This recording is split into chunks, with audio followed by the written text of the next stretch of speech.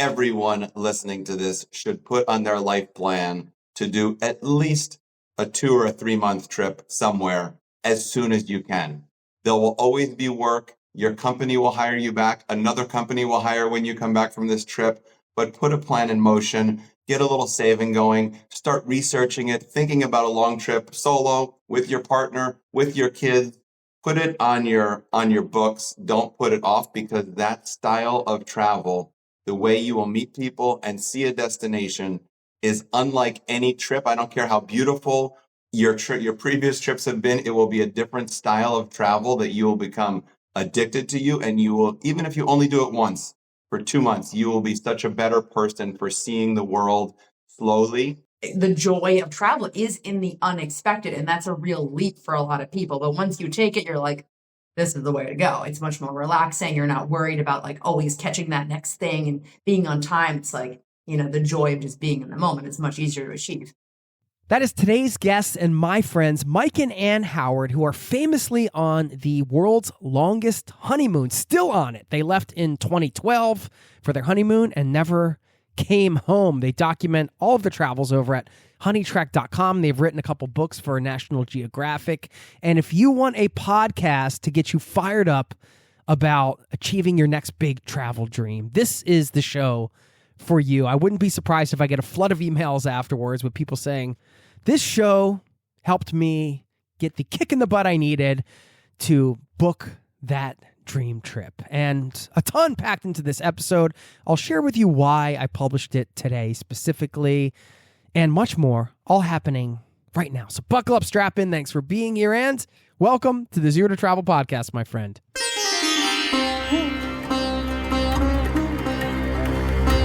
You're listening to the Zero to Travel podcast, where we explore exciting travel-based work, lifestyle, and business opportunities, helping you to achieve your wildest travel dreams.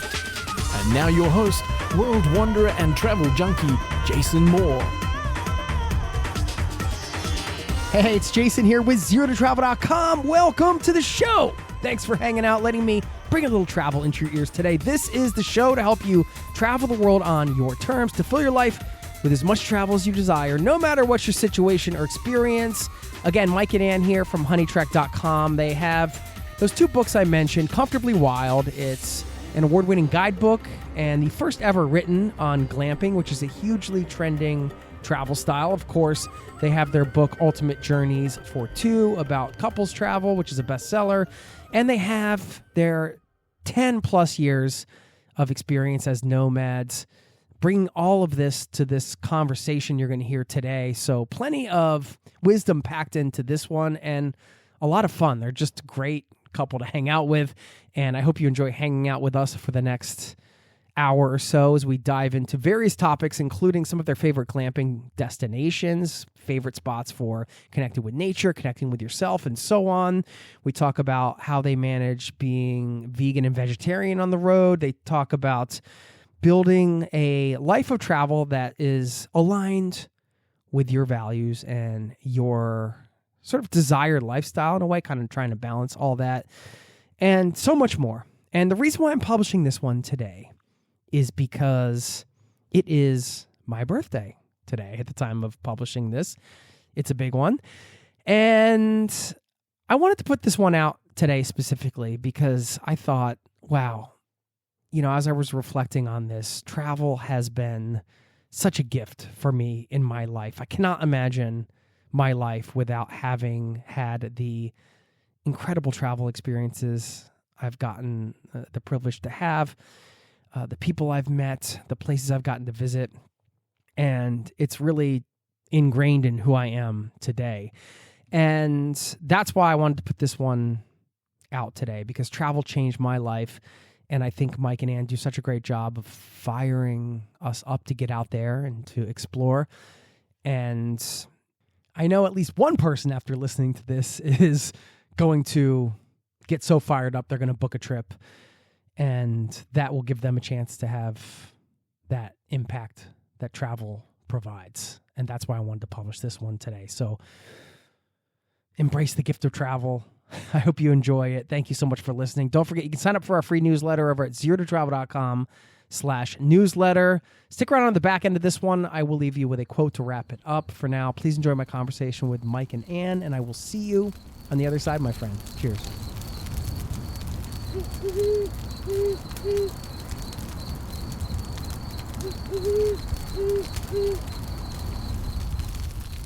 Mike and Anne, welcome back to the Zero to Travel podcast, my friends. Welcome back. Nice Great to see you. man. Thanks for having us back on the show. We're pumped. Well, I mean, it's long overdue. And the last time we got to see each other was we finally got to meet in person. Newsflash for everybody listening. We were in Bulgaria. You guys were tearing up the slopes and I was trailing behind trying to keep up. No, it was such a pleasure to just get to hang out in that way. And since then, you probably couldn't even tell me how many places you've been to. Yeah, because that was 2 years ago now. Wow. Yeah, After Bulgaria, we did a big road trip around. to get to Bulgaria, we road trip from Germany. So that's through the Czech Republic, Hungary, Romania. So we turned that into like a 3-month adventure. We try and do that when we have a big trip on the books. We're like, what's nearby and how can we overland this? So that turned into an awesome East European adventure. We just upgraded on Buddy the Camper just a couple weeks ago. Our new license plate arrived and it's SLO Travel. So SLOTRVL. So Not randomly, right? I'm guessing not randomly. not randomly, it was a chosen license plate, but it's twofold because one, Buddy the Camper is pretty slow because he's a 1985 Toyota with 4 cylinders. So he goes slow uphill, but then when we're abroad, we like to travel slow and go overland and make the most of it, like Anne was saying. We were in Bulgaria for 10 days and we got to, we did the hot springs skiing thing, got to hang out, and it was super cool group of people, awesome dynamic. Then I was just like, wow, I just got like a 10-day peek into like what you guys are just like normally doing, which is your regular life. I mean, granted, you were on a bit of a break then because you're creating while you're traveling. And I mean, you guys have been doing it for so long now, famously like on your epic honeymoon that's never ended, longest honeymoon ever. Is there like a Guinness record associated with that? Maybe? Not yet. Actually, pre-COVID, to get a Guinness record, somebody needed to be in attendance for the entire length of said record. So let's say it's pogo sticking across America. You needed to have somebody with you for the whole month or whatever. So we didn't want to have somebody on our... kind of like a serious third wheel situation on a Awkward. honeymoon. Have a witness. But since COVID, they've changed the rules where now, as long as you can document that you've beaten this record, and we can document that we've not had a home or an apartment and been on our honeymoon for, right now it's this January, it'll be the end of year 13. The next September is 5,000 days. So Yes. we're going to make it to 5,000. Feeling strong. So maybe we'll apply for the Guinness record on day 5,000 of this honeymoon. Yeah, that's epic. I mean, it does sound like it could make for a good Saturday Night Live skit, like the Guinness record person trailing along, and it's like your first night of marriage. You're going back to the hotel room. Somebody's sitting there with a pen and paper. Yeah. That's my other dream, is to be on Saturday Night Live. Not because we were funny enough, but it's that we haven't had television for those 12 years either. But if we watch anything, it's like our little moment of zen is we'll watch the cold open of SNL as like our regular little like moment of joy. I need comedy in my life. Like, we all need comedy in our lives. It's just, let's preface this with like the privilege # first world problems thing, right? You guys have this amazing job, but we all know, like, I know somebody who's creating and travel as well. Like, there's parts of this that it's a job. Like, you have a job to do. There's, you're trying to get these partnerships and collaborations. You guys are working on some exciting projects, which we'll talk about today. Even though, that job might involve going to like incredible glamping destinations all over and traveling, it's still like, is there a part where you kind of get like burned out on sort of creating the content and the business side of things, and just like, man, I just want to like sleep in Buddy and not have to worry about all this other stuff. Buddy the Camper, by the way. I should preface, when I say sleep in Buddy, I'm talking about a camper. Okay. Yeah, Sorry. it's not like what was the Tauntaun, right, in Star Wars, where he actually sleeps inside the Tauntaun. It is not a Tauntaun situation. Nice reference, Mike. Now, everybody knows we're Gen X now. Exactly. I never know in my head. So I was like, okay, whatever he said. And first time watching Star Wars was at a glamping camp that we were reviewing for Comfortably Wild, the book we wrote. And we were up in the Pacific Northwest, and they gave you like optional, but to bring back to your room, you could bring back a TV that had the VHS cassette right in the TV. And they you had could like 1,000 VHS. Yeah, they like bought out a Free Blockbuster. anymore. Yeah. And they were like, "Oh, do you want one of these?" And I was like, "Anne has not watched the original Star Wars."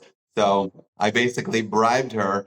I got like this foot bath thing with salts and like whatever, like the whole. He had me hostage, my feet in a warm bath, and I was like, fine, I'll watch Star Wars. He only talked about it for like the 12 years we've been together. But it was on like an old VHS, so there was like, the lines Crappy moving, quality. but it was awesome. Appropriate. It was very apropos. What did you think, Anne? The foot bath helped. Oh, I have to say that.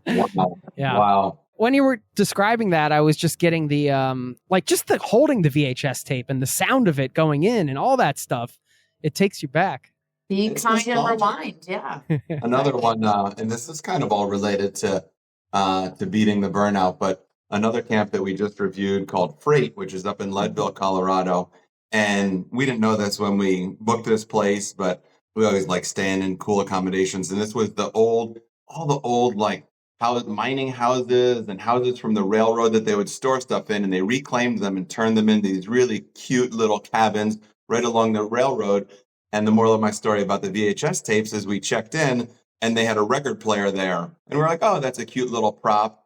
And then there's a little sign on it like records are under the desk. So we started breaking out these old records, and you hear the little crackle going around, and it kind of brings you back to your grandma's house or whatever, some beach house where you had a record player. And it was just so cool to sit there and play through all these records and just listening to the old tunes. And doing things in like analog is really good for the brain sometimes. Just makes you slow down and enjoy like the simple pleasures of like the novelty of a record going around versus like the eternal Spotify we have going in the rest of our lives. Just makes you like hear and experience things differently. Or the stress of like Instagram. So we have an Android phone, and we have this theory that Instagram is built for iPhone because we constantly are having problems uploading reels, getting sound to work, getting captions to work. So like probably our biggest source of burnout is like having to repeat Instagram things. Like when you're trying to be efficient, you're just like, seriously, like just like stupid hiccups that get in the way. But I think with burnout though, it's about, I mean, we spend a lot of our time in nature, which is nice. So when we are in the camper, we are in the wilds of North America, and just to be like, let's just go for a kayak. Even if we just like bring dinner and float on the water, I just feel like it totally brings your blood pressure down. It's just to like be as outside as much as possible. If we're going to do anything, take a break, like for breakfast or, a little walk around, it's that like reconnecting with nature definitely resets what we do. And we're fortunate enough to have that access to the outdoors, and we take full advantage of it. And even if it's just like, we have a lot of work to do, but let's put a beautiful view there. So when I look up or just want to take a breath, like I'm in full position to appreciate it.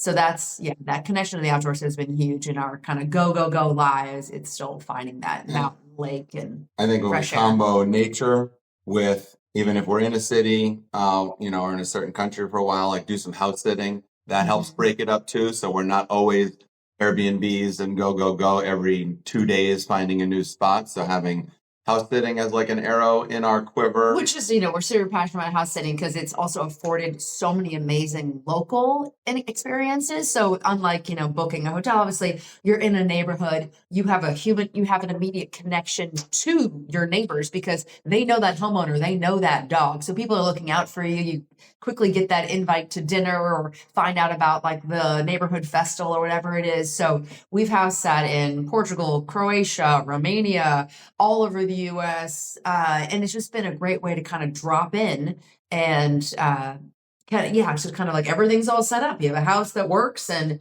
a community. So that's really been good for us. And we don't do it too often, but I really value the 2 or 3 that we do a year. Yeah. You mentioned, being fortunate to have the views and be close to nature quite often, but also there's an intention behind kind of what you guys do that you've niched down to, let's say, glamping is one, like you mentioned your book, Comfortably Wild, or Ultimate Journeys for Two, which puts you in some of these nice places. And it's part of kind of what you guys do, right? Like you found sort of your space in the travel niche, but not just found it like from a business standpoint, but you found it in terms of like, it's aligned with your values and the lifestyle you want to live while you're traveling. And that's super inspirational. Not everybody listening is creating a business in the travel industry. But if you're creating something or some kind of lifestyle, you have the ability to puzzle it together, as like almost like taking the meta view of like your life as an art project. And you're like, how am I going to like piece this together and like make it in a way that it's all like kind of working as holistically as possible? Like, obviously, things ebb and flow. Like, nobody likes to do taxes. There's like parts of life that are just, it doesn't matter how much fun you're having, you're still going to come across challenges and stuff. To me, I'm really inspired in how much you're aligned with your core values. And I'm just wondering what your thoughts are on that. What kind of advice would you give to others that are looking to kind of like build their life in that way?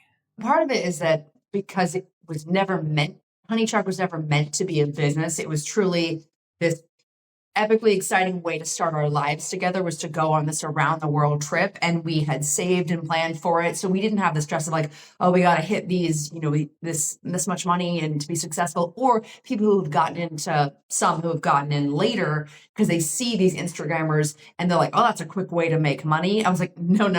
Like, you cannot get into this for the money. Or even like free trips, Yeah. I like free trips. Like, I like travel. You need to. We do it because we truly still love, travel and also spending this time together. So we have made that, like, I think it came from the heart that, if we don't have a gig or whatever, we're still traveling anyway because we genuinely enjoy that experience. And it's helped us to live a lot more simply too, because we knew we weren't going to be getting paychecks anymore on a regular basis. So we're like, we got to sort of pare down to what matters. Like, it's not about fancy things. It's not about, just kind of streamlining our life to just like fantastic experiences and quality time. And that has sort of brought the stress level down to go, yeah, we don't need to make $1 bajillion to be happy. We can find the simplicity and just like, in being in nature and being with interesting people, and that expectation is lower. So it's easier to meet. And just being flexible too. Like, I think people always look at it like, wow, this is amazing that you can do this. Like, like you were alluding to earlier, it looks great, all these photos and the places you go.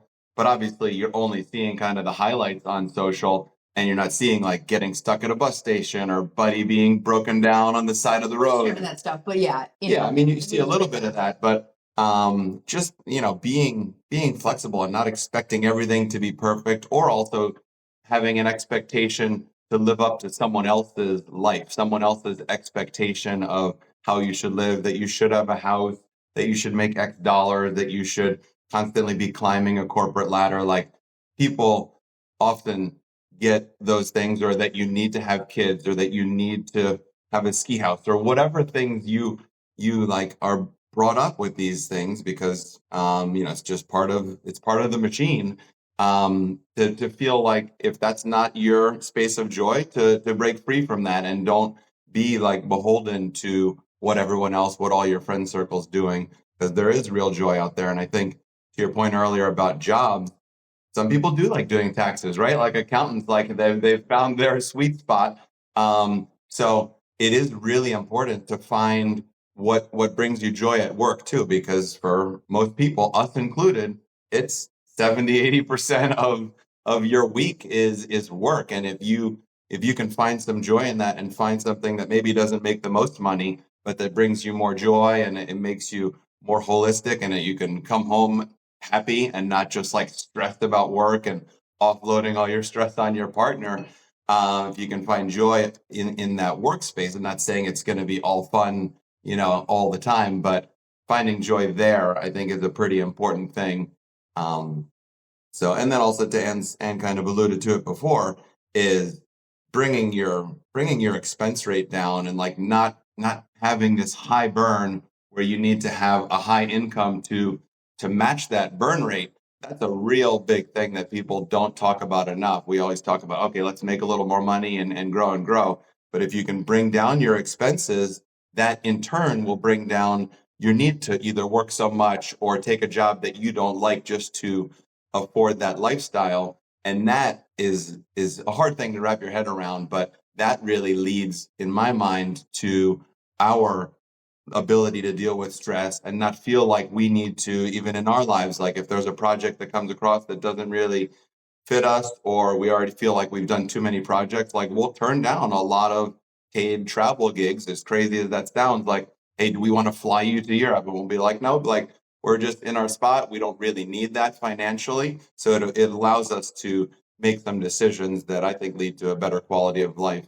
I mean, you could almost say, yeah, the whole thing started with just this pure intention, which from that caused you to sort of figure out your priorities and really then take actionable steps to kind of prioritize the things that matter. If we're talking about the art of lifestyle design, this is where like the art meets commerce too, right? Because there's like, you can have this pure intention, but then at some point, perhaps there's some serendipity, but you have to be like sort of setting yourself up for that in a way. And when I talk to people that are having like this chicken and egg conundrum, like I did this morning, earlier today, somebody I talked to who reached out and they were just like really excited about working in the travel industry. And I tried to give the best advice I could, but it's like, there's this part of it where you kind of have to get a little lost and find your way. And nobody can do that, but the people on the journey. It's just really hard to kind of give cut and dry advice for that chicken and egg conundrum of, I want this lifestyle or this thing. But then the journey is exactly where it's people are afraid to get lost, right? If people like we give this piece of advice and people are like, I can't take that advice. You mean don't plan my vacation? Don't I need to, I've got 10 days. I've got to make every moment count. And then everyone's so scheduled because they're so scared of something going awry or not being as good as expected. But we really think when you unplan, you're going to invite those experiences of like genuine, human connection and the serendipity of like, I would have never known that there was this festival happening, but I met this person, and then see where your day goes. But that's really scary for people who also the conundrum of 10-day vacations, like, the pressure is really high to make every moment perfect, but it's at a disservice to just, the joy of travel is in the unexpected. And that's a real leap for a lot of people. But once you take it, you're like, this is the way to go. It's much more relaxing. You're not worried about like always catching that next thing and being on time. It's like, the joy of just being in the moment is much easier to achieve. Which a little side tip to Anne's point there. I think too many people live their entire life only doing 1 week, 10-day vacations, maybe 2 weeks if you're Norwegian, and hoping that when they're 65, they're going to retire and sunset and go travel the world with their partner. Doesn't happen because of grandkids, hips, second mortgages, whatever things go wrong. That does not happen, or you're just not in the same mindset and you don't have the same desires as you do when you're 20, 30, 40, or 50, when you're 70 and finally able to retire. But everyone listening to this should put on their life plan to do at least a 2 or 3 month trip somewhere as soon as you can. There will always be work. Your company will hire you back. Another company will hire when you come back from this trip. But put a plan in motion. Get a little saving going. Start researching it. Thinking about a long trip solo, with your partner, with your kids. Like, put it on your books. Don't put it off, because that style of travel, the way you will meet people and see a destination, is unlike any trip. I don't care how beautiful or, your previous trips have been. It will be a different style of travel that you will become addicted to you. And you will, even if you only do it once for 2 months, you will be such a better person for seeing the world slowly than, like Anne said, rapid fire. Everything's dialed in. The cab picks you up. You go to this, fancy restaurant that you flew there to do. Like, you will see the world and people in a different way, and it'll just change your life. So put that on your bucket list. Not any certain destination. Add to your bucket list a multi-month trip anywhere in the world. Amen. Amen. Preaching the gospel of travel. No, I love it. For those listening, everything you two just said, take it to heart. If you haven't done that yet, I 110% agree. A part of that unplanning and sort of like openness, and also as you're running a business, I'm sure you've come across this where like there's times, I know I have at least, maybe you guys have not, but these times where like, I don't know, like, I don't know where the next thing's coming from, actually. Like, I don't really have anything sort of lined up. And actually this happened pretty recently, and I was just like kind of able to relax into it, because I feel like I've developed this sort of muscle of, I don't want to say faith, because that's associated with religion, but like trust, like in that, okay, there's like an element of trust that things are going to work out. And that can be hard to foster in some ways. Of course, you can learn that through experience. I'm just wondering for you guys, like, how does that work? Is that something, do you kind of believe like that's like a muscle you can develop? Is it something you have to like a skill you have to hone? What are your thoughts around that? Yeah, I think it's also, people, especially in travel, like it's so gig based and it's like you have to be in the place.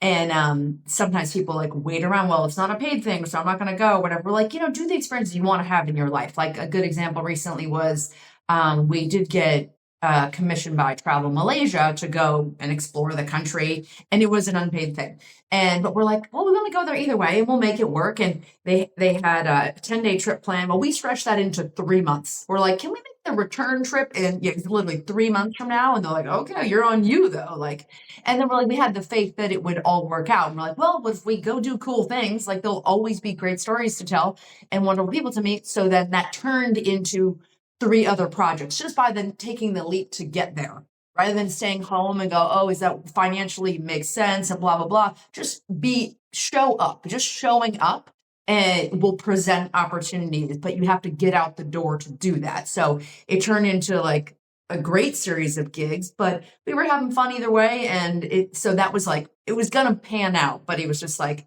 just go. I think that's also the advice is just go. I love that. One of the things that really impressed me outside of your incredible auras and personalities and the people that you are is the fact that, when we were together in Bulgaria, you guys told me you hadn't like used a plastic bottle or like I don't even think a straw. I don't know. You can clarify, but you've been traveling full time for did you say 13 years now? It'll be 13 in January. Yeah. I think about you guys often because sometimes I like inadvertently even get like a plastic thing. I'm like, no, I wanted it. And it's like, oh, it's too late. They already served it to me. And I'm like, how are Mike and Anne doing this? So I just want to hear for those of just give us the overview on like your feelings around that and what you're doing and kind of how you do that and your sort of philosophy behind it. And I think it's empowering because we're all individuals that can like have the ability to do this, take these types of decisions. And if we all do that, it makes a big impact. But yeah, looking for some practical advice as well. So a little side story. We're in Virginia Beach right now for our cousin's wedding. And I went up to I asked the waiter, I was like, oh, can I get a glass of water? She said, oh, they're only at the bar. So I went up to the bar. I said, can I get a glass of water? And she reaches in and she grabbed a little single-use bottle and she was about to crack it. And I was like, whoa. I was like, can I just get it out of a pitcher or, like a normal just glass of water? She's like, oh, all we have is these. I was like, okay, well, then I'll just take a cup, go into the bathroom, fill it up, and drink my water that way. And just a small anecdote, but to your point, like sometimes that's all they have or that's the easy option. And but stateside or abroad, we have not had a single-use bottle of water or cracked one, even if we're dying of thirst on a bus or we get to a hotel at 2 a.m. and it's in the room, since February of 2012. So we left in Jan of 2012 on this honeymoon, and That's first insane. country was Brazil. Had a few single-use bottles there. So they say, of course, you can't drink the water, Yeah. right? And so We're used to normal travel. We don't want to get sick, so we're going to do bottled water because, that's just what you do. And then we saw how many single-use bottles were in the rivers, on the streets, in the forests. Even the trash cans were then getting brought around the back and just dumped into a pile. So we realized, like, we should try something. We should see if we can go for the rest of this country with just using our Nalgene and this little Steri pen, which is a little UV light that we carry still to this day. So to purify the water. So we were filling up at the tap station, whether it was the Rio de Janeiro bus station or a little hostel we were staying at or Airbnb.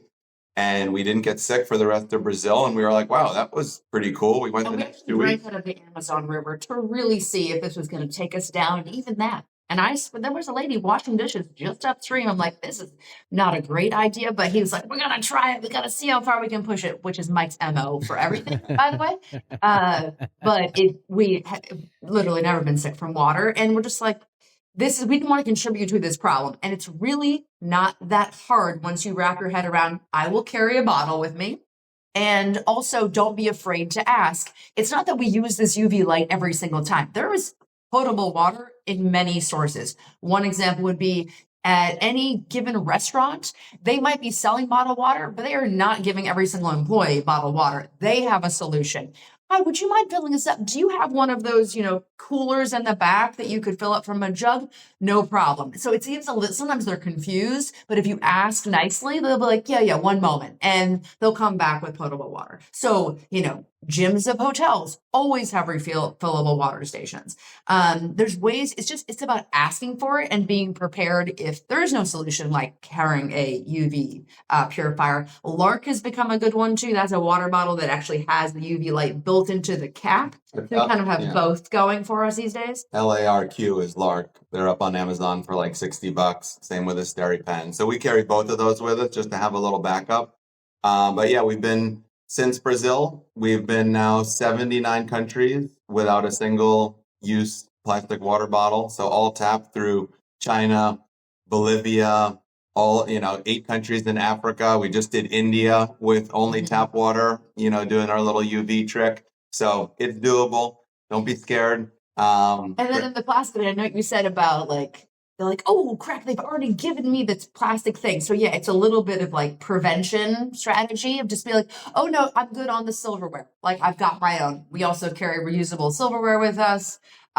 Who needs a straw anyway? So just kind of like see that the world wants to give you plastic so badly. Know this about the world and just try and be, proactive to say, oh, I'm good. I don't need that disposable anything. Obviously carrying a bottle on the airport when you go out on a hike, just remembering like your water bottle, like water is life. We all know it. And if you bring your bottle with you, there's always a place to either fill it up or purify it. As long as you've got that with you, then you'll be good.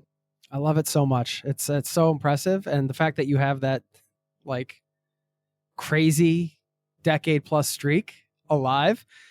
If you're listening, take the inspiration from it. If we can all if we can all do a little bit better, even like not, maybe there's going to be a time when you're on a bus and you're so thirsty, you just can't even take it anymore. But I mean, if you guys can do that and you haven't been sick through 79 countries, we know it's doable, like you said. So it's going to be like we look now at, people like old footage of like everybody smoking on a plane or something. And you're like, what were they thinking? It's going to be like that with plastic, I think. I mean, there've been so many times where you guys, you traveled around, you're just like, why? Like I remember being in Mexico and they had glass plates, but then they would put like plastic bags over each plate to like put the food on, I guess, so they don't have to wash the plates or use it. Yeah, exactly. I don't know. I'm just like, man, this is unbelievable. Yeah, I know. I know there's a lot of plastic out there. And then when you go, we do a lot of scuba diving and snorkeling all over the world. And we could be in the most remote place, in Micronesia where there's not an airport for 1,000 miles. And there's plastic baggies floating along the reef and fish are nibbling at it. So it's definitely a big problem. We all need to do better at home while we're traveling, especially because there is not as good. Even if you see a recycling can, a lot of times that just ends up in a river somewhere. And it comes down to reducing, because recycling should be the last resort, right? It's just consuming less of it, being more resourceful of finding a reuse in things. Yeah.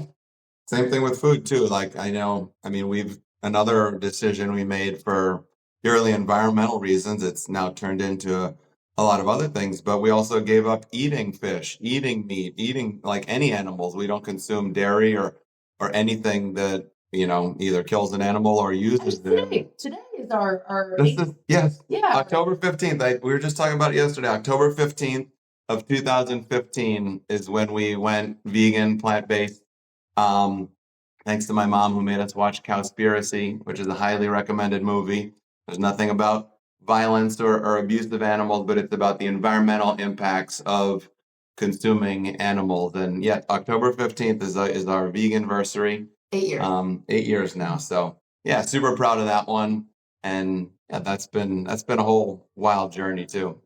Yeah. On that tip for people listening and, everybody, and I know you guys have the same mentalities, like to each their own in terms of choices and stuff like that. It's just that if you are vegetarian or vegan, and you're going to these meat heavy countries and you get like invited to dinner, let's say, and that's what they have. And, you want to like have that local experience and you don't want to offend anybody.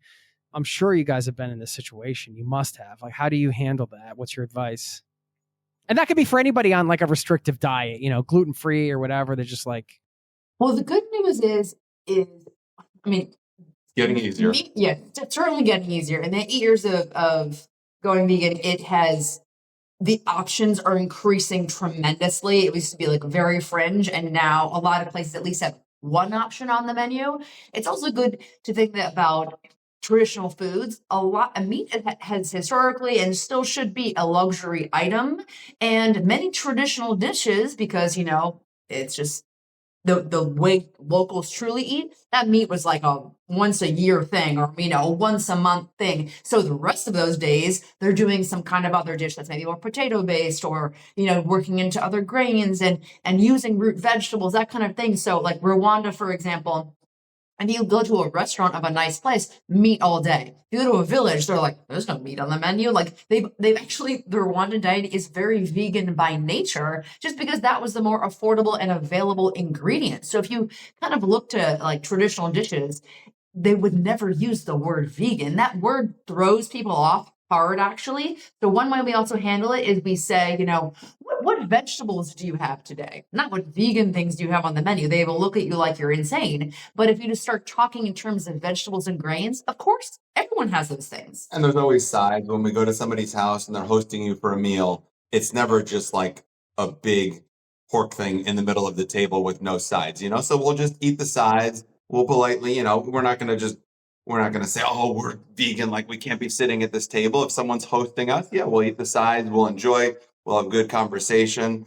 The other fun thing about being plant-based and vegan as we travel is it just opens a lot more conversation with people. So you're walking along and you're hungry and you're not just like, oh, there's something, I'll just get this meat-based thing. You then ask that person, hey, do you know anybody who does a cart around with some, vegetarian options?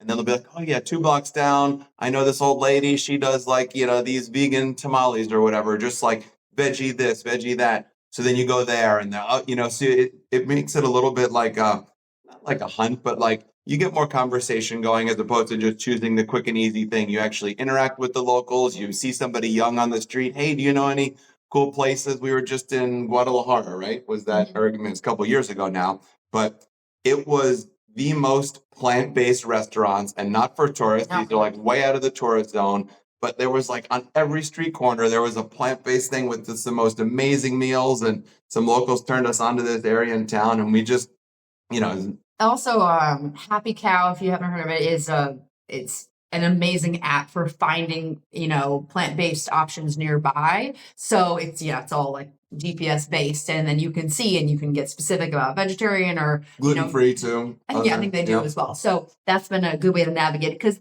places aren't listed as vegan restaurants, and I don't expect them to be, but you just need one option on the menu and then you're taken care of. So that's been a nice way to navigate, where you would have never guessed that this, random Italian place, you wouldn't have chosen that first, but Happy Cow cross-reference. Oh yeah, fantastic. They at least have these 2 dishes. Yeah, that's great practical advice all around. And that idea of sort of taking like a perceived limitation and turning it into an opportunity for exploration, let's say, like talking to the cart lady and saying, oh, wait, where can I get a vegan or a vegetarian option, and just kind of making it more of like, all right, instead of like looking at this as a limitation, let's incorporate this into the travel experience and make it something it's a little more fun. I mean, I think that advice we can pull out and apply to a lot of different things and challenges people might have on the road, which is great. Yeah, 100%. Let's talk about glamping, which you guys specialize in. And I think I do want to preface this part of the conversation with just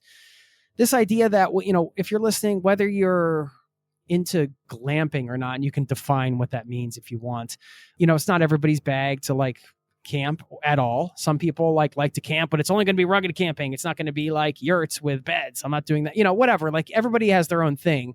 But I think the spirit behind what you guys do around glamping is what you talked about, which is just like getting into these places that are unique places to stay, you got like some local things around you, and oftentimes you're going to be near nature. So that's sort of like what underpins like the whole glamping thing. Cause I don't want to turn anybody off if they're listening and they're like, glamping's not for, I feel like there's like a much sort of more all-encompassing travel experience associated with glamping. You just happen to be staying at glamping places often instead of maybe in the backcountry, which I know you guys probably do that stuff too. But actually, I'm curious about the glamping industry, like what you think has changed in the last few years. And then we'll get into some of your recommendations for like specific places people may want to go for X, Y, and Z. Glamping it started at this novelty of like, oh, sort of a fancy tent in the woods that appears. Glamping has definitely evolved to being, and we always thought it this way. It was about these unique experiences in the outdoors. They tend to be these wonderful, like, small businesses and really interesting creative people who had this dream to build this thing that was like on a total whim, and share it with people. So I feel like the people behind it have been just as special as the places themselves, because it's kind of goes the other way from, big box hotels and this corporate experience, or, and as those big hotels try to make things more bespoke, you're like, who is the person behind this? I always feel like in glamping, I know where it came from, which is really special. And it's also, it's a funny word. We'll totally admit glamping's a funny word, but I promise, like it's the quality of, the type of accommodation in terms of its creativity, the way it makes you feel, the way that kind of distills it down to pure travel experiences, that it's not about how luxurious something is, it's how thoughtful it is. And I feel like that continues to impress and surprise me when people just like want you to have this incredible experience. It feels much more genuine as a style of accommodation than, trying to like outbeat red counts and that kind of thing. And it's a connection to nature that is really hard to get. I mean, you can get that same connection when you're camping, but sometimes when you're camping, you're putting a lot of your stress and energy into setting up camp, finding camp, hauling all your gear there, that becomes your adventure, which is its own fun adventure. But with glamping, it kind of handles all those things. You drive or walk out into the woods and your accommodations are set up, your bed's there, there's a bottle of wine if you want it, and then you can put your energy into a big hike or a trek or a river raft or just a nice foraging walk around the property. So it affords you, it removes some of that stress, especially in a family or a couple situation where one person is not as diehard about, digging a cat hole to go to the bathroom in the woods. Like it removes those things, and it lets you focus on maybe a little bit of your relationship or your relationship with the nature and the animals. So to us, like it just removes those barriers, and it opens up some new activities. As Anne pointed out, the proprietors of these glamping camps really care about this land. They're not, they're not doing it just to make money or just to, churn bed nights. They want you to experience their land or their region of the country or the world. And that respect for the land too. I mean, in its best form, glamping is a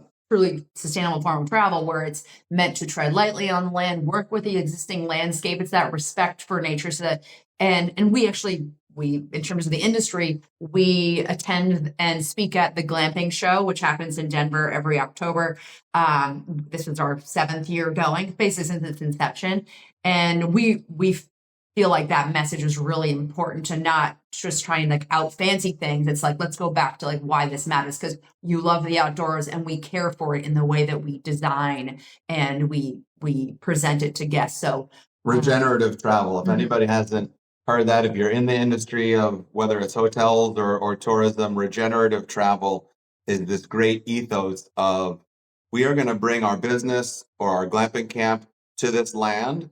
And our goal, our overall mission, is to make this land, both for flora, fauna, our guests, our neighbors, make it better than when we arrived. So yes, we are having a footprint on this land, either as a tour operator or as a glamping camp or a hotel. But can we make this land better? Can we make this community, this environment stronger for us being here rather than being extractive? So it's a really interesting concept that we love, and most glamping camps kind of have that as their core mission. Yeah. You mean the big chain hotels aren't doing that too? Yeah. I mean, they're trying to, like, I No. mean, obviously, We're not throwing all of our potential partners under the bus right now. no, but it's important for them even to have it as part of their understanding. You know, how does this impact your neighbors? Like, do some meetings before you move in there. See what the land used to be. See what jobs and what opportunities can be impactful, and also just thinking about your impact as a hotel or a tour operator on the environment. How much waste are you bringing in? How many single-use plastics are you bringing in and then needing to dispose of? So there's a lot of things to think about, and it's good to have it on the mind. Yeah, I love that. It's cool to hear because you guys are so on top of that, being part of the industry and then having gone to like the trade shows and all that. So you're really in that world. You know, we have these choices as individuals to choose like where we're going to spend our dollars or what we can support and all that type of stuff. But like big change will come from systemic change. And it's cool to hear, yeah, like the ethos behind glamping. I would imagine as people sort of resonate with that, bigger corporations start to notice like, oh, this is this more like sort of bespoke experience or regenerative travel and these concepts. Like I imagine some of that will be spilling over into more of the sort of the bigger corporations, and it just can't help itself, right? Like it's kind of market demand.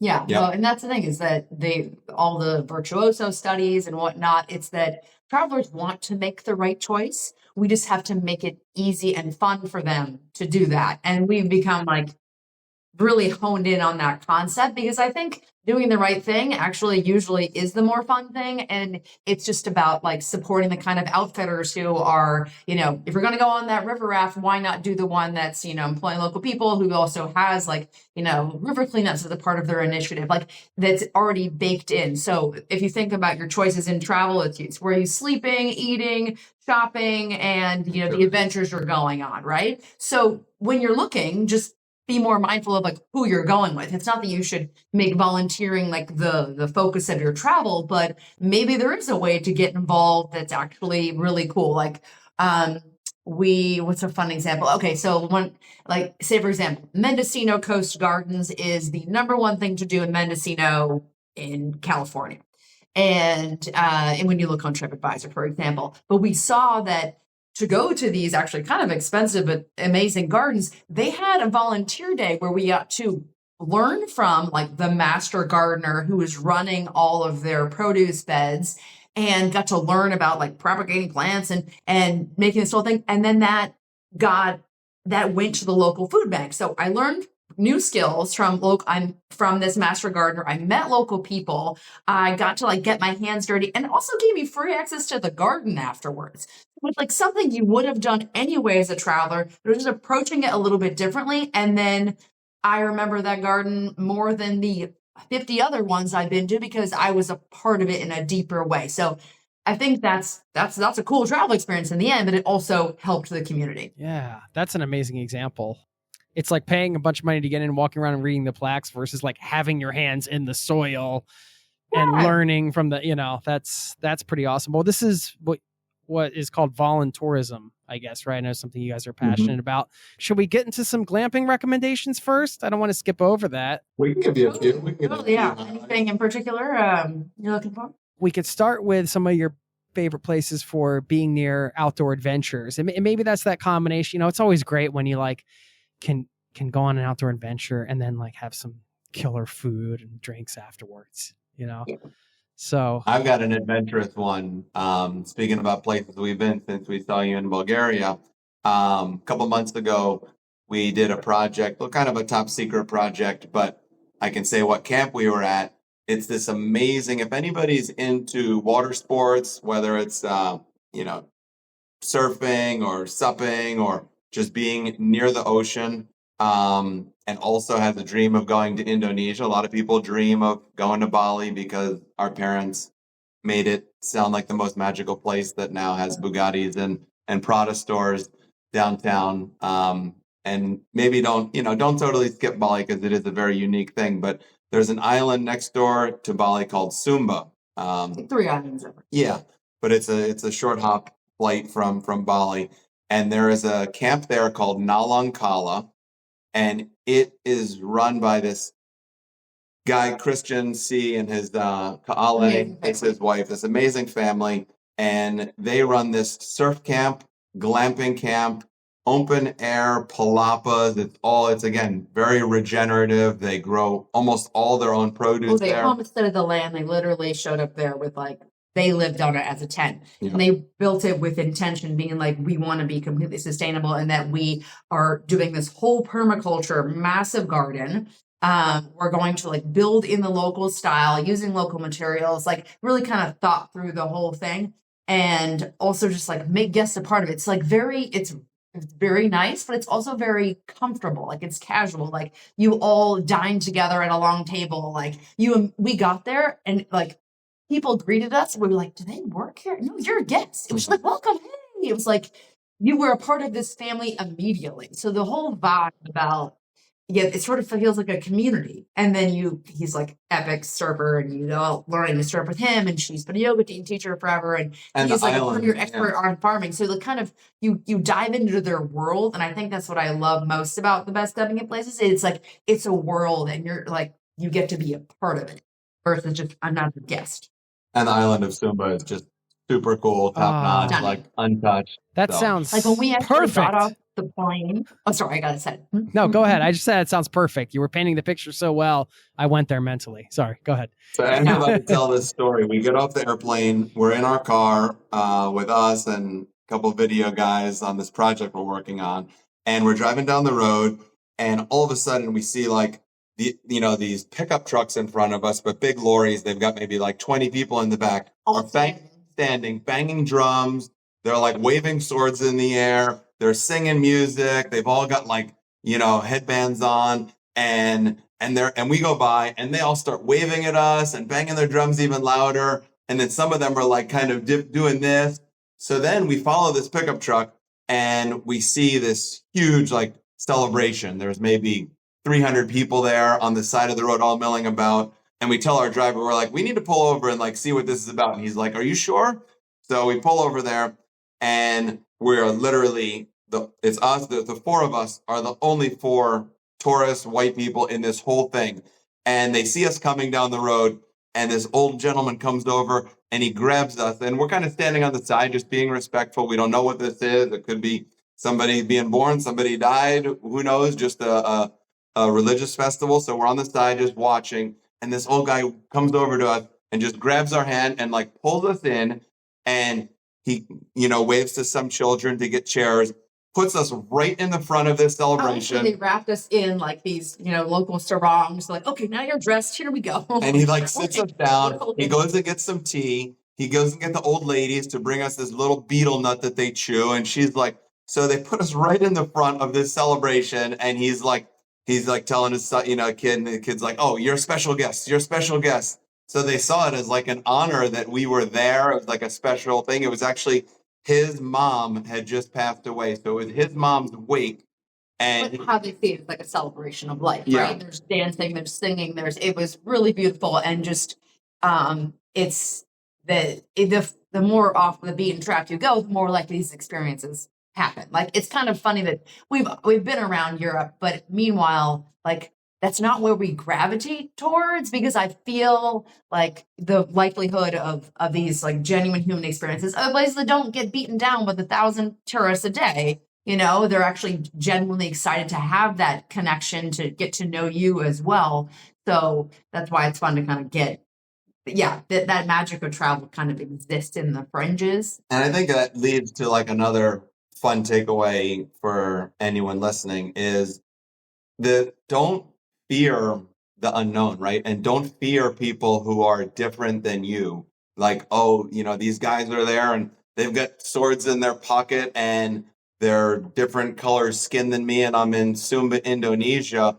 So like somebody might be like, wow, that sounds really scary. But people are so like joyous and friendly and they want to share their culture. And if you go in there with a good attitude and a smile, like just so many doors open up, and the media wants to make you, have this fear, and you're kind of like, okay, well, I'll go to somewhere that I know, like Dublin or Paris or, somewhere I've seen my friends go and they came back okay. So like, but we also just have this fear of the other that is completely unfounded. And when you get out there on your 2 or 3 month slow travel trip to Southeast Asia, you'll realize that you'll see that, that the world is a really beautiful place, and it's not as scary as, as everybody makes there, as you might think in the recesses of your mind. So yeah, that was just kind of reaffirmed that thing that we've known and that we love and kind of want to share with others. What about a place where you're like, okay, I want to hole up. I'm going to write my first novel, or I'm going to write a bunch of songs, or I'm going to brainstorm the next version of my life. Some place that you can go that you guys recommend, one of these places that you've been where you're just like, this would be a great place to go and be creative, let's say. I'll throw this out. It'd be expensive to stay there a long time, write a novel. I'm not going to lie about that. But this place, Open Sky, which is like on the very border of Zion National Park in Utah, they had we like community side of glamping very often, but this place was like, no, I just need my own little oasis. And they had done such a good job. So it's on this, this fantastic red cliffs of Utah, like so you think of Zion with the sandstone, and just like perched on a mountaintop with cool rock formations, and you got like a wooden, cedar hot tub wedged in a cliff, and then there's just like nothing but stars and just that total serenity of like, I'm going to stay right here. I have everything I need, and it's all just so beautiful, yet so simple at the same time. And so if you're doing the Utah parks, add on a day or two at Open Sky. That was that would be a splash out kind of place, but it was so good. It was so, so good.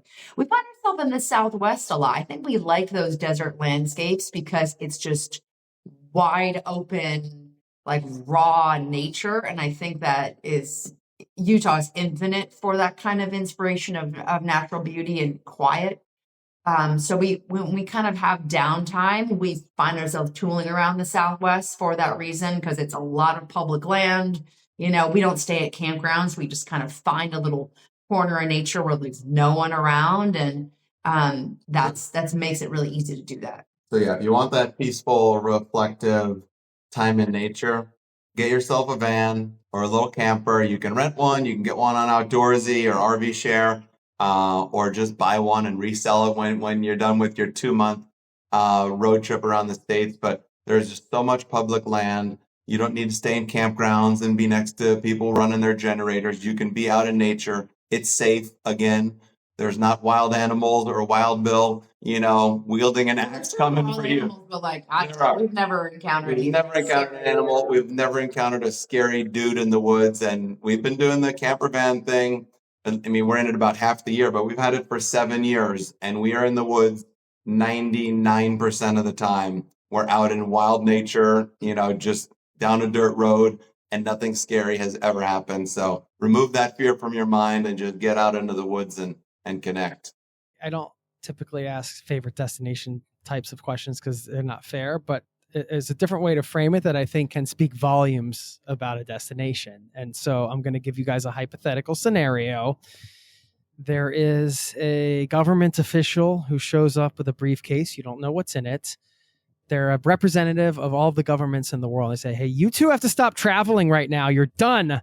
You have to live somewhere for 5 years, and you can't leave the bounds of that either country or state, or I won't say town. But you're not limited to like seeing your family. They can like fly in and out.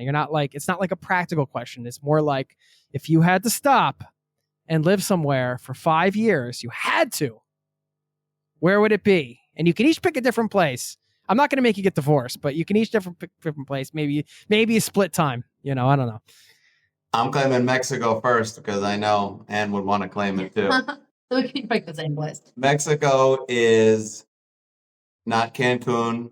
It's not Puerto Vallarta. It's not Cabo. Between those three, I think that, that's most people's Mexican experience. And that is the tequila wedding side of Mexico, which is a side of Mexico, and not saying it's not fun. But if one of those three places is the only place you've touched in Mexico, you need to get back. You need to go to Guanajuato or Oaxaca or Chiapas. Mexico is as diverse as the USA in terms of landscapes, In terms of food, In terms of culture, it's way more diverse. I mean, I'm fascinated by Mexico is that, each state is so different, and from cuisine traditions to languages, not just Spanish. Yeah, we're endlessly fascinated by Mexico. We've probably been to like 23 Mexican states or so, most of it overland. And we've done various house sits where we stay longer in places like San Miguel de Allende and Mazatlan for like months at a time.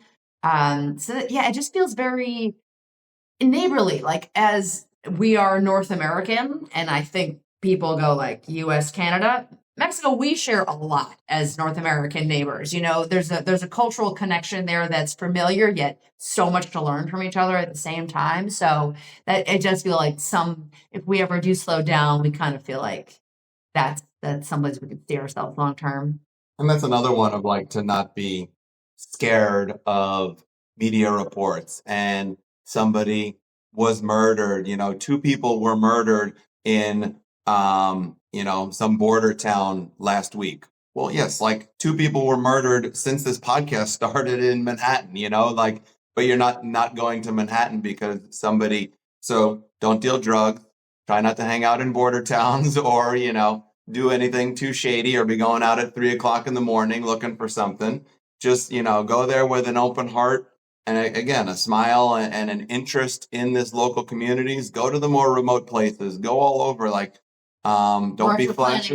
Because this Baja is like my happy place in so many ways, and it's not Cabo. It's all the stuff in the middle that we're planning a big Baja road trip again this January. Amazing. I love chatting with you guys. This could go on, but I'm going to respect your time. We're going to have you back on for part 2, and I'm sorry, it's going to have to happen. I'm just going to say that it's going to have to happen in person. Part 3. I have 1 or 2 more questions, but do you guys just want to remind people, we're going to include everything in the show notes, and you heard at the top, but just where people should go to find your stuff? Anything you want to share? Yeah, if you go, so our blog is called HoneyTrek. So honey like a honeymoon, HONEY, Trek, TREK, not honey truck. So HoneyTrek, like a long trek around the world. If you just go to our.com, you see all our social, but it's HoneyTrek on Instagram, TikTok, Twitter, Facebook, YouTube, any social you're on. Give us a follow there. Send us a DM on whatever your favorite platform is. If you've heard this podcast, which a lot of people do say Zero to Travel, that you're like our number, because we were on, a couple of years ago and everyone's like, I've heard you on that podcast. That was awesome.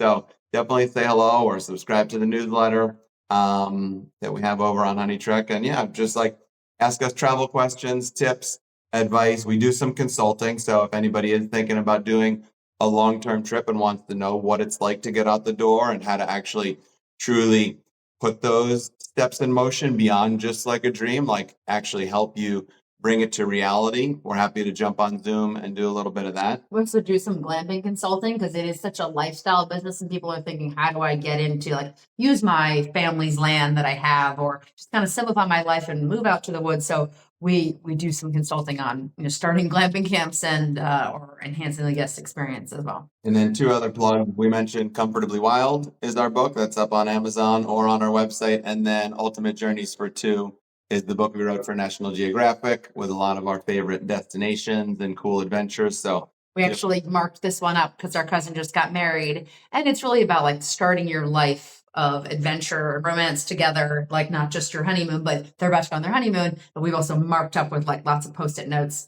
about journeys we hope they take on their whole life together. Amazing. Yes. National Geographic published authors. We should have mentioned that. Sure. And yeah, you guys are the real deal. So if you need some help, definitely reach out. Speaking of, you guys are on the world's longest honeymoon, and experts at traveling as a couple, I would say, is a part of your expertise. I just heard this term literally today. I'm part of the HubSpot Trends newsletter, and they sent this email out, and they're talking about different trends. And one of them is there's this term called me-mooner. Have you heard this? It's people who take themselves on vacation like they would a honeymoon. That one was new to me, a me-mooner. So anyway, I'm just throwing it out there because, that meant something different to me when I was growing up. a mooner. I just thought it was funny because, all right, if you're listening to this and you're a me-mooner, maybe you want to get in touch with Mike and Anne. They can help you out on your plan your me-moon. There you go. There's another package you can offer. There we go. I've heard of bunny moon. Buddy moons is the thing, but me mooner. Okay, thank you. Me Mooners We'll and chat with him. a new one. I don't know. I think they're like media's labeling, like they've come up just when I think they've come up with every term you could possibly come up with, they come up with a new one. It's unbelievable. Before I let you go, I would be remiss if I didn't ask you guys for advice on traveling as a couple, because you've been doing it so long together. And I mean, there's a lot of directions we can go here, but I'm just wondering, as you grow as individuals and you're traveling and spending so much time together and you're also working together too, how do you leave space for each other's individual growth? How do you make that work? It's kind of, we've spent literally 24/7 together. And it's to a lot of us, it seems like a very intense situation. We don't really think about it that much because we're just kind of like have this ebb and flow together. But, sometimes you need a moment. And, I feel like taking walks in different directions is very helpful. Be like, yeah, we just need a moment. I'm going this way, you're going that way. And regroup. If say you've gotten a little tiff over something, even just that reset of like a 30-minute walk, you kind of like cool down, you forget what you're mad about, and then you're sort of happy to see each other again. Because when we are apart so infrequently that like even like someone going to the grocery store by themselves feels like, oh hey, it's good to see you again. Where you been for an hour? So you can reset that way. But also it is important to have like, you have your guy friends, your girlfriends, and a lot of us blends, like we generally like each other's friends. It's all one, but I'm like, yes, opportunity for you go do that boys thing. You go, please go. And you're supportive of me in the same way. If I have some fun girls, friends, opportunity, family stuff, go. So it's just knowing that you need that for each other, and to always like, if they feel they need that moment, you let them take that moment. Yeah. Cool. Are there any sort of like quotes or just like ideas you're living by nowadays that you want to share? Anything come to top of mind? It's always nice to end on a high note. You like that, Kind of rock a Randy Comathar quote? It's short. I don't know. Where is it in the book? It's a quote that really honestly helped us get on the road and realize that like there's no day too soon to like start traveling and following your own dreams. I think we'll have to paraphrase it badly. We will. And it's basically...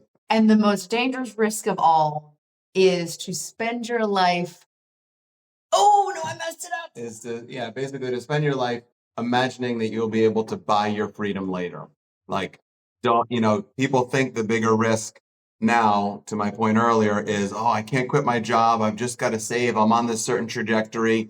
It would be a risk to go out and to do a 2-month or a 2-year trip around the world. That would be a big risk. And his quote basically is that the bigger risk is imagining that you'll be able to buy yourself that freedom later, because you won't. Life will change on you. Your dreams will change. Your partner will change. Your health will change. So the much bigger risk is to just save for retirement and hope that you'll be able to travel later. So don't take that risk. Don't take the risk of waiting. It's much less risky to do it now, because not only that, you could see the world when you're 70. Imagine all the stars align and you have money and your health and the same partner, and you can still hike Machu Picchu and go take a little riverboat up the Amazon and drink out of that water with your SteriPen. You may still be able to do that.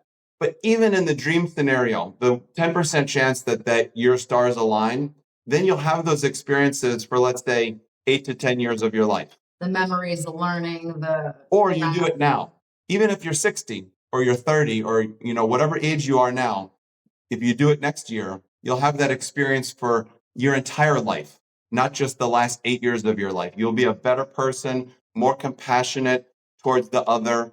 You will see the world in a different way. You will see your own life, your business, your partner in a different way for your entire life, rather than just that last little bit of your life. So don't take that risk of waiting. Do the less risky thing, which is to quit your job, or be prepared when you do get laid off, when you do have that sabbatical, when your boss does tell you, hey, we're downsizing, and you need to, or you move countries or you move cities. There's so many good opportunities to take that gap. That's not quitting, but be prepared to do it. Put it on your list. Put it on your dream list, and and don't take the risk of waiting. Oh, I love it. You're firing me up. And I know there's people listening right now that just needed to hear that. So thank you guys so much. That was epic. I look forward to doing it again soon. Let's do it again. No, you're awesome, Jason. Thank you for having us. Us too. For sure. Yeah, and cheers to everybody out there. Say hello. Say hello on HoneyTrek. We would love to chat with you and help make some travel dreams a reality. And yeah, huge love to everybody out there. We will be sure to link up to everything in the show notes. Thank you guys so much. Always a pleasure. See you soon. Thanks, Jason. Bye, everybody.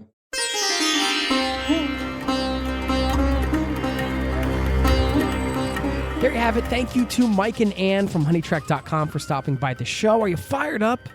I thought you might be. I was coming off this one feeling so high, and I'm so excited to finally get to share it with you on my birthday. If you want to send me a gift, please, go ahead. Leave a review.